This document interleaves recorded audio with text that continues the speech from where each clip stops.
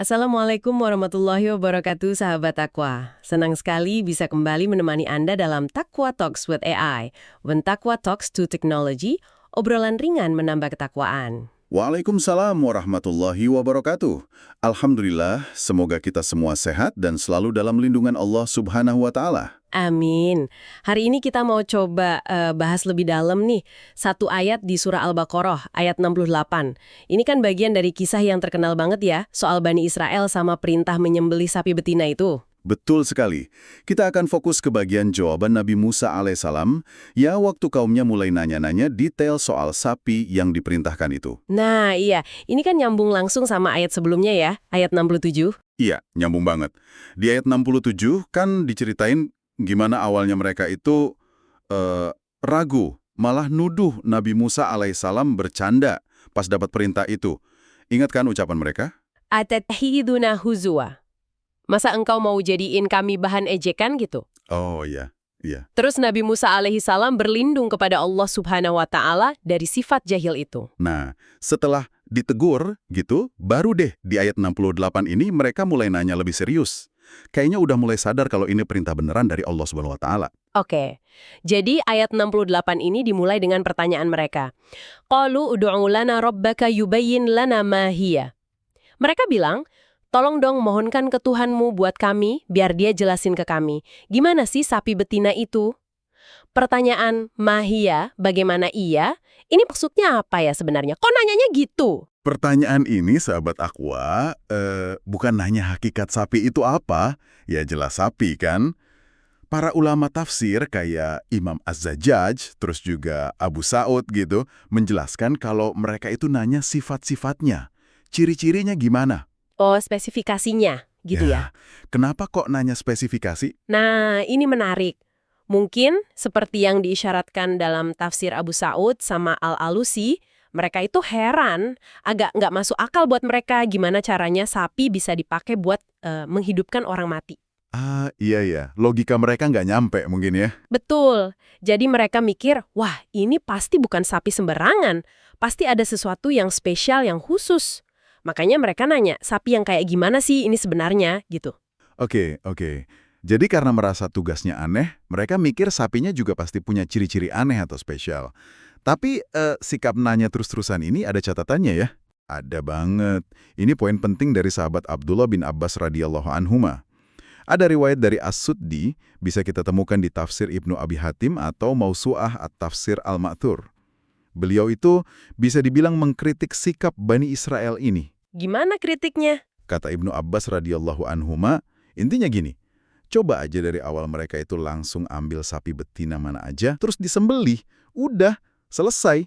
Perintah Allah Subhanahu wa Ta'ala udah jalan. Tapi mereka nggak gitu ya? Enggak, malah nanya-nanya terus. Kata Ibnu Abbas radhiyallahu anhuma, akan tetapi mereka itu mempersulit diri mereka sendiri, syaddadu. Dan kayak ngeyel gitu, ta'annatu, ya udah akhirnya Allah Subhanahu wa Ta'ala pun mempersulit mereka. Wah, Ini pelajaran pertama nih sahabat takwa yang bisa kita ambil langsung. Bahayanya tasydid. Apa itu? Yaitu tadi, mempersulit diri dalam urusan agama. Kalau perintah udah jelas, terus kita nanya-nanya detail yang nggak perlu, yang sifatnya cuma bikin rumit, itu malah bisa jadi bumerang. Syariatnya jadi terasa lebih berat gara-gara ulah kita sendiri. dalam banget ya pelajarannya. Jangan sampai deh kita niru sikap kayak gini. Nah, terus gimana jawaban Allah Subhanahu wa Ta'ala lewat Nabi Musa alaihi salam soal pertanyaan pertama mereka tadi? Sapi yang gimana? Oke, Nabi Musa alaihi salam kemudian menyampaikan firman Allah Subhanahu wa Ta'ala. Qala innahu yaqulu innaha baqaratun la farid wala bikrun awanun baina dhalik. Artinya kira-kira Musa menjawab, sesungguhnya Allah berfirman bahwa sapi betina itu adalah sapi betina yang tidak tua dan tidak muda. Dia itu pertengahan antara keduanya. Jadi ada 3 ciri utama di sini. Kita coba bedah satu-satu ya. Boleh. Yang pertama dulu, la farid, tidak tua. Farid itu apa artinya? Farid itu secara bahasa akarnya bisa berarti memotong atau mencapai akhir. Nah, para ahli tafsir top kayak Ibnu Abbas, Mujahid, Qatadah, yang keterangannya banyak dikutip di kitab-kitab tafsir Indo kayak tafsir At-Tabari gitu, mereka sepakat kalau artinya di sini ya tua renta. Udah lewat masa produktifnya. Mungkin udah nggak bisa beranak lagi.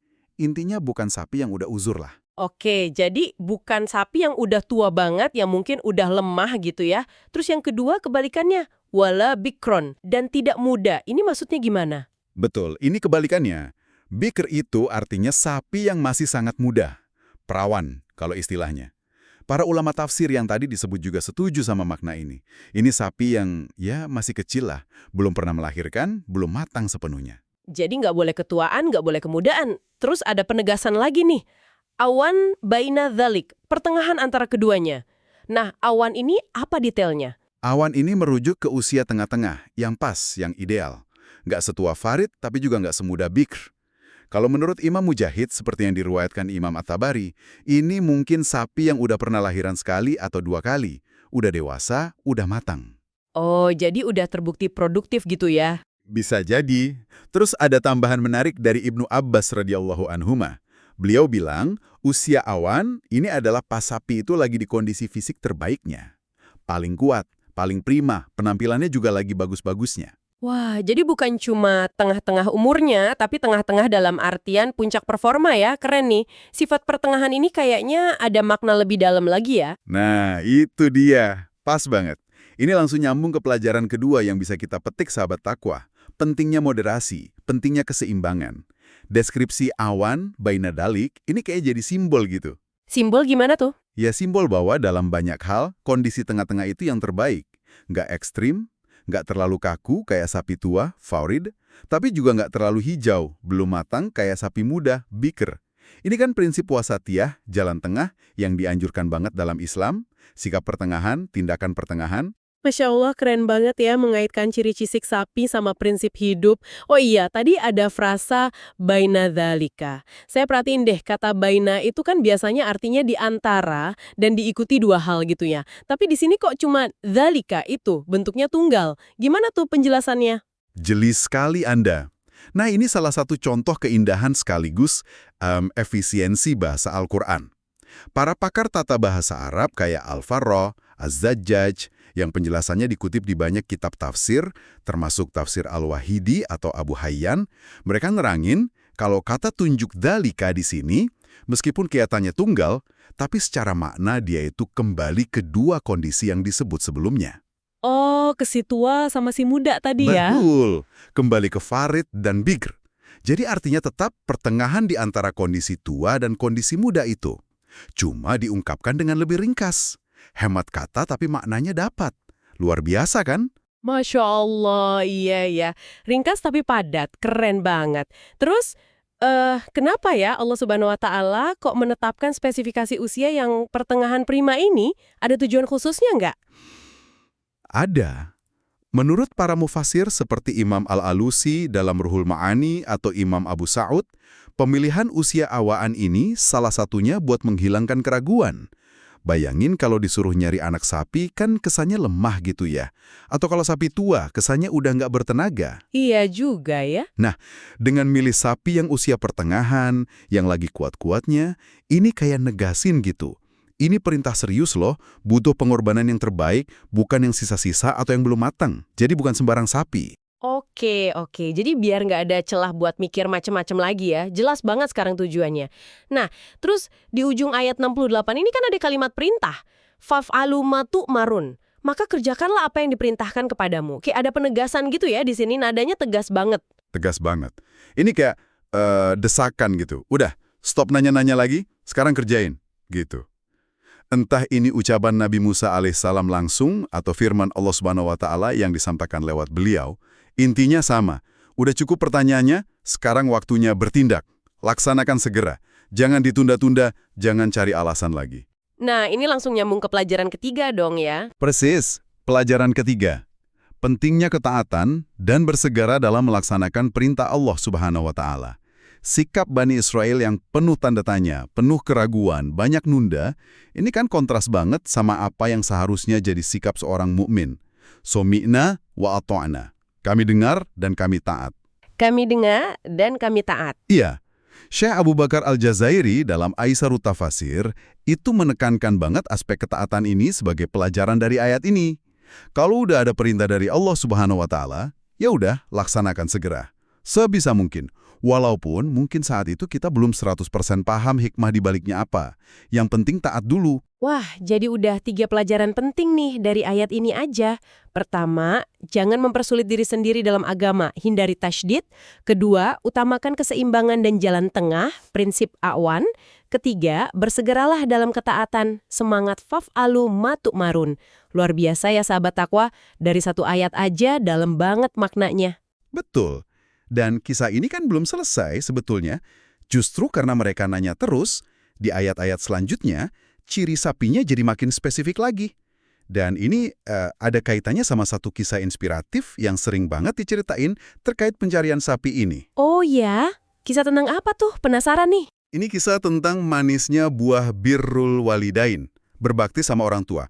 Jadi, ada riwayat nih, misalnya dari Ibnu Abi Dunya, dari Ibnu Abbas radhiyallahu anhuma, dikutip juga sama Imam As-Suyuti, yang cerita kalau sapi dengan ciri-ciri super spesifik yang dicari Bani Israel itu, ternyata punyanya seorang pemuda. Dan pemuda ini terkenal banget baktinya sama ibunya. Wah, gimana ceritanya? Ceritanya gini, suatu hari pemuda ini ada kesempatan bisnis gede nih. Ada pembeli datang nawar barang dagangannya dengan harga tinggi banget. Tapi ada tapinya. Apa tuh? Kunci gudang tempat nyimpen barang itu ada di bawah bantal ibunya. Dan ibunya lagi tidur pules banget. Waduh, dilema ya. Mau bangunin ibu tapi kasihan, nggak dibangunin, rezeki di depan mata. Persis. Si pembeli ini terus naikin tawaran, makin lama makin menggiurkan. Tapi si pemuda ini mikir, kalau ibu kuku bangunin, pasti keganggu tidurnya. Akhirnya, sahabat takwa, dia ambil keputusan berat. Dia relain keuntungan besar itu. Dia nggak jadi transaksi. Dia lebih milih ibunya tidur nyenyak daripada dapat untung gede. Masya Allah, pengorbanan yang nggak gampang itu pasti. Terus hubungannya sama sapi tadi gimana? Nah, disinilah kuasa Allah Subhanahu wa Ta'ala. Sebagai ganti rugi atau balasan atas baktinya yang luar biasa tulus itu, Allah Subhanahu wa Ta'ala berkahi satu-satunya sapi betina yang dia punya. Sapinya ini tumbuh, berkembang, dan qadarullah ternyata ia cuma sapi dia inilah satu-satunya di seluruh negeri yang punya ciri-ciri persis plek sama yang dicari-cari Bani Israel setelah mereka bikin susah diri sendiri itu. Subhanallah.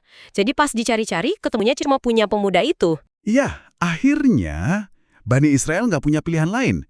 Mereka harus beli sapi itu dari si pemuda. Dan harganya fantastis. Ada riwayat yang bilang, harganya itu setara sama emas seberat kulit sapi itu sendiri. Bisa bayangin sebanyak apa? Luar biasa, jadi baktinya ke ibu dibalas kontan sama Allah Subhanahu wa Ta'ala lewat rejeki nomplok dari sapi itu ya. Wah, ini kisah bener-bener jadi pengingat ya sahabat takwa, betapa dahsyatnya barokah dari berbakti sama orang tua. Betul banget. Kisah ini jadi semacam penutup yang manis gitu. Mengingatkan kita gimana ketaatan, entah itu taat sama perintah Allah Subhanahu wa Ta'ala langsung, atau taat sama orang tua dalam hal kebaikan, itu pasti akan bawa keberkahan yang kadang nggak kita duga-duga. Oke, jadi kalau kita coba rangkum nih sahabat Aqua, obrolan kita soal Al-Baqarah ayat 68 ini. Pertama, kita belajar ciri sapi yang diperintahkan itu harus usia pertengahan yang prima, awajaun. Terus kita juga jadi tahu makna bahasa di baliknya, yang nunjukin betapa indahnya bahasa Al-Quran. Iya, dan yang paling penting kita dapat 3 pelajaran inti. 1, jangan mempersulit urusan agama kita sendiri. Hindari tasydid. 2, cari jalan tengah, cari keseimbangan dalam hidup. Ingat prinsip awajaun. 3, kalau ada perintah Allah Subhanahu wa Ta'ala, usahakan bersegera melaksanakannya. Semangat, fafa'alu ma tu'marun. Plus bonus kisah inspiratif soal pemuda yang berbakti tadi. Nah, sebagai penutup nih, mungkin ada satu pertanyaan buat kita renungkan bareng-bareng ya, sahabat Aqua. Coba deh kita lihat diri kita sendiri. Ada nggak ya area dalam hidup kita, entah itu soal ibadah, kerjaan, hubungan sama orang, atau kebiasaan sehari-hari, di mana kita ini kok kayaknya cenderung mempersulit diri? Mirip-mirip Bani Israel gitu, nanya-nanya yang nggak perlu, atau nunda-nunda terus. Atau sebaliknya, Di area mana kita bisa lebih menerapkan prinsip awanun baina dzalik, jalan tengah yang pas, yang seimbang, yang proporsional. Dan gimana caranya kita bisa ngelatih diri biar lebih sigap, lebih cepat gitu, menyambut perintah Allah Subhanahu wa Ta'ala dengan semangat, kami dengar dan kami taat. Pertanyaan yang bagus banget buat jadi bahan muhasabah kita ya. Semoga perenungan ini bisa bantu kita jadi pribadi yang lebih baik lagi, lebih taat lagi kepada Allah Subhanahu wa Ta'ala. Amin ya Rabbal Alamin. Terima kasih banyak sudah menyimak Taqwa Talks with AI. When Taqwa Talks to Technology, obrolan ringan menambah ketakwaan. Sampai ketemu lagi di lain kesempatan. Wassalamualaikum warahmatullahi wabarakatuh. Waalaikumsalam warahmatullahi wabarakatuh.